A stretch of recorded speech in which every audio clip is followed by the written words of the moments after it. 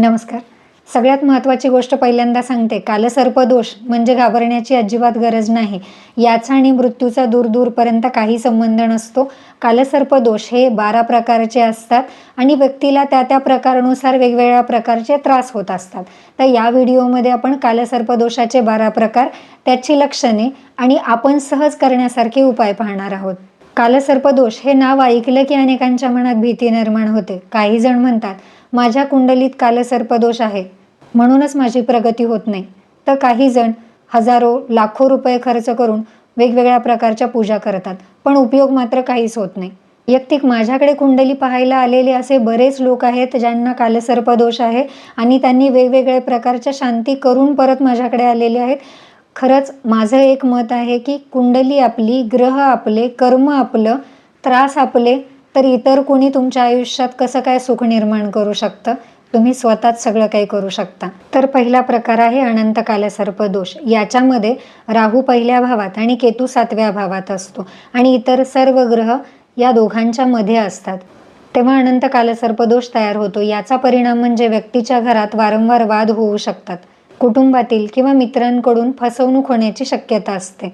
यांचं मन सतत अस्वस्थ राहतं. अनेक वेळा हे लोक स्वतःच्या मनाचंच करतात. आता याच्यावर उपाय काय कराल? तर नागपंचमीच्या दिवशी 1 मुखी, 8 मुखी किंवा 9 मुखी रुद्राक्ष यांनी गळ्यात धारण करावा. आता या 3 पैकी कुठला हे वैयक्तिक तुमची कुंडली पाहून त्यानंतर निर्णय घ्या. जर आरोग्याशी संबंधित काही त्रास असेल तर धातूचं एखादं नाणं नागपंचमीच्या दिवशी पाण्यात विसर्जित करा. दुसरा प्रकार आहे कुलिक कालसर्पदोष. याच्यामध्ये राहू 2ऱ्या भावात आणि केतू 8व्या भावात असतो. तेव्हा हा कुलिक कालसर्पदोष तयार होतो. याच्यामुळे व्यक्तीला गुप्त आजारांचा त्रास होऊ शकतो. अशा व्यक्तीचे विनाकारण शत्रू निर्माण होतात, म्हणजे शत्रूंची संख्या वाढतच राहते. कुटुंबात सतत तणाव राहतो. या व्यक्तींच्या बोलण्यात एक वेगळ्याच प्रकारची कटुता जाणवते. तर यांनी उपाय काय करायचा आहे? 2 रंगांचं ब्लँकेट किंवा एखादं उबदार वस्त्र, चादर, जसं तुम्हाला जमेल तसं दान करा. दुसरा उपाय आहे, चांदीची एखादी छोटीशी गोळी बनवून घ्या सोनाराकडून, तिची पूजा करून नेहमी स्वतःजवळ ठेवा. तिसरा प्रकार आहे वासुकी कालसर्पदोष. याच्यामध्ये राहू 3ऱ्या भावात आणि केतू 9व्या भावात असतो. तेव्हा हा कालसर्पदोष तयार होतो. याची लक्षणे म्हणजे लहान भावंडांकडून या लोकांना अपेक्षित सहकार्य मिळत नाही. यांचा स्वभाव चिडचिडा होतो. मनात कितीही दुःख असलं तरीही यांना कुणाशी बोलावंसं वाटत नाही. सगळं काही एकट्याने सहन करण्याची यांना सवय लागते. त्याच्यावर उपाय काय कराल? तर अशा व्यक्तींनी रात्री झोपताना आपल्या डोक्याजवळ थोडीशी बाजरी ठेवावी. अगदी मुठभर सुद्धा ठेवू शकता आणि सकाळी उठल्यानंतर ती तुम्ही पक्ष्यांना खाऊ घालायची आहे. दुसरा उपाय, नागपंचमीच्या दिवशी लाल धाग्यात 3, 8 किंवा 9 मुखी रुद्राक्ष धारण करायचा आहे. चौथा कालसर्पदोष आहे शंखपाल कालसर्पदोष. जेव्हा राहू 4थ्या भावात आणि केतू 10व्या भावात असतो तेव्हा हा कालसर्पदोष निर्माण होतो. याची लक्षणं म्हणजे या लोकांचं आई वडिलांशी अजिबात पटत नाही. सतत मतभेद होतात. घरात सतत तणावाचं वातावरण राहतं. मित्रांशीही हे लोक सहज जुळवून घेत नाहीत. याच्यावर उपाय काय कराल? अशा व्यक्तींनी 400 ग्राम अख्खे बदाम वाहत्या पाण्यात विसर्जित करायचे आहेत. शिवलिंगावर प्रत्येक सोमवारी दुधाचा अभिषेक करायचा आहे आणि शक्यतो जास्तीत जास्त महामृत्युंजय मंत्र जप करा. त्याच्यानंतरचा कालसर्पदोष आहे पद्म कालसर्पदोष. जेव्हा राहू 5व्या भावात आणि केतू 11व्या भावात असतो तेव्हा हा पद्म कालसर्पदोष तयार होतो. याची लक्षणे म्हणजे अशा व्यक्तींच्या शिक्षणात सुरुवातीला अडथळे येऊ शकतात. काही अंतराने हे अडथळे दूर होतात. संतती प्राप्तीमध्ये विलंब होऊ शकतो किंवा अडचणी येऊ शकतात. किंवा जर मुलं झाली असतील तर मुलांच्या भविष्यासंबंधी यांना सतत चिंता लागून राहते. तर आता याच्यावर उपाय काय कराल? एखाद्या शुभ मुहूर्तावर घराच्या मुख्य दरवाजावर चांदीचे स्वस्तिक आणि दोन्ही बाजूंना धातूपासून बनवलेले 2 नाग तुम्ही मुख्य दरवाजावर लावायचे आहेत. तेही नागपंचमीच्या दिवशी. त्याचबरोबर नागपंचमीपासून सलग 40 दिवस तुम्ही सरस्वती चालीसा वाचायचे आहे. गरजूंना पिवळे वस्त्र दान करायचे आहे आणि तुळशीचे रोप लावायचे आहे. याच्यानंतरचा कालसर्पदोष आहे महापद्म कालसर्पदोष. जेव्हा राहू 6व्या भावात आणि केतू 12व्या भावात असतो आणि या दोघांच्या मध्ये सगळे ग्रह येतात तेव्हा महापद्म कालसर्पदोष तयार होतो.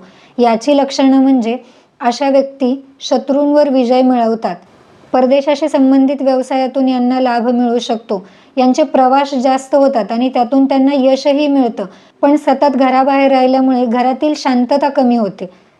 अनेकदा जवळच्या व्यक्तींकडूनच यांची फसवणूक होते, त्यामुळे यांच्या मनात सतत नैराश्य निर्माण होतं. त्यावर उपाय काय कराल तर हनुमान मंदिरात जाऊन तुम्ही सुंदरकांड वाचायचं आहे जेव्हा कधी शक्य असेल तेव्हा, आणि नागपंचमीच्या दिवशी गरीब आणि गरजू लोकांना तुम्ही अन्नदान करायचं आहे, म्हणजे जेवण द्यायचं आहे. त्याचबरोबर जेवण दिल्यानंतर त्यांना दक्षिणाही द्यायची आहे. याच्या नंतरचा कालसर्पदोष आहे शेषनाग कालसर्पदोष. जेव्हा राहू 7व्या भावात आणि केतू 1ल्या भावात असतो तेव्हा शेषनाग कालसर्पदोष तयार होतो. तर याची लक्षणं काय आहेत?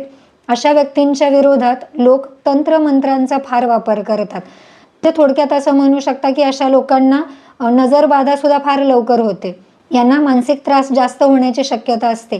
जर राहू सोबत कुंडलीमध्ये मंगळ असेल तर मात्र यांना शत्रूवर विजय मिळतो आणि परदेश प्रवासातून यांना लाभ होण्याची शक्यता असते. मात्र हे जर भागीदारीच्या व्यवसायात असतील तर तिथे मात्र यांचं नक्की नुकसान होतं. याच्यावर उपाय म्हणाल तर हनुमान चालीसा कमीत कमी 108 वेळा यांनी सलग वाचायची आहे. मंगळवारी हनुमानाच्या मंदिरात लाल वस्त्र, शेंदूर, चमेलीचं तेल आणि बत्ताशे द्यायचे आहेत. त्याचबरोबर शक्य असेल तेव्हा यांनी गरिबांना मसूरची डाळ दान करायची आहे. याच्या नंतरचा कालसर्पदोष आहे विषाक्त कालसर्पदोष. जेव्हा राहू 11व्या भावात आणि केतू 5व्या भावात असतो तेव्हा विषाक्त कालसर्पदोष तयार होतो. याची लक्षणं म्हणजे अशा व्यक्तींना शिक्षण चांगले मिळते, पुत्रप्राप्ती होते, स्वभाव चांगला असतो, पण स्वभाव खूपच उदार असतो. त्यामुळे बऱ्याचदा यांना घरातील वादांना सामोरे जावे लागते. म्हणजे दुसऱ्यांना मदत करण्याची त्यांची जी वृत्ती आहे, यांच्या अति चांगल्या व अति उदार स्वभावामुळे यांना घरच्या लोकांसोबत वादाला सामोरं जावं लागतं. कारण बाहेरच्यांना मदत करण्याच्या नादात यांचं स्वतःच्या घरच्या लोकांकडे दुर्लक्ष होतं. तर याच्यावर उपाय काय आहे? अशा व्यक्तींनी श्रावण महिन्यात सलग 30 दिवस महादेवांचा अभिषेक करायचा आहे. सोमवारी शिवमंदिरात चांदीच्या नागाची पूजा करायची आहे. त्याचबरोबर आपल्या पितरांचे स्मरण करून श्रद्धेने नागदेवतेचे विसर्जन वाहत्या पाण्यात किंवा समुद्रात करायचे आहे. त्याच्यानंतरचा कालसर्पदोष आहे घातक कालसर्पदोष. जेव्हा राहू 10व्या भावात आणि केतू 4थ्या भावात असतो तेव्हा घातक कालसर्पदोष तयार होतो. याचं लक्षण म्हणजे अशा व्यक्तींच्या वैवाहिक जीवनात तणाव राहू शकतो. वडिलोपार्जित संपत्ती यांना सहज मिळत नाही. नोकरी किंवा व्यवसायात वारंवार अडचणी येतात. कर्ज लवकर वाढू शकते. हृदय किंवा श्वसनासंबंधित त्रासाची काळजी घ्यावी लागू शकते. याच्यावर उपाय काय कराल तर दररोज हनुमान चालीसा वाचा. शक्य असेल तर मंगळवारचा उपवास करा आणि मारुतीच्या मंदिरात चमेलीच्या तेलामध्ये मिसळलेलं शेंदूर आणि त्याचबरोबर बुंदीचे लाडू प्रसाद म्हणून अर्पण करा. तसेच 1 वर्षभर पूर्ण नियमितपणे तुम्ही गणपती अथर्वशीर्ष वाचायचा आहे. याच्या नंतरचा कालसर्पदोष आहे तक्षक कालसर्पदोष. राहू 11व्या भावात आणि केतू 5व्या भावात असतो तेव्हा तक्षक कालसर्पदोष तयार होतो. याचा परिणाम म्हणजे अशा व्यक्तींना पैतृक संपत्तीचं सुख कमी मिळतं. मिळालेली संपत्ती टिकण्याची शक्यता कमी असते किंवा ती इतर कारणांनी तुमच्या हातातून निघून जाण्याची शक्यता वाढते. प्रेमसंबंधात अशा व्यक्तींना अपयश येतं. त्याचबरोबर गुप्त व्यवहारांमध्ये किंवा विश्वासाच्या नात्यामध्ये फसवणूक होण्याची शक्यता असते. वैवाहिक जीवन थोडंसं सामान्य असलं तरी काही वेळा मतभेद इतके टोकाला जातात की विभक्त होण्याची वेळ येऊ शकते. याच्यावर उपाय म्हणाल तर घरात कालसर्पदोष निवारण एक यंत्र मिळतं, ते तुम्ही पूजा करून तुमच्या मंदिरात ठेवा.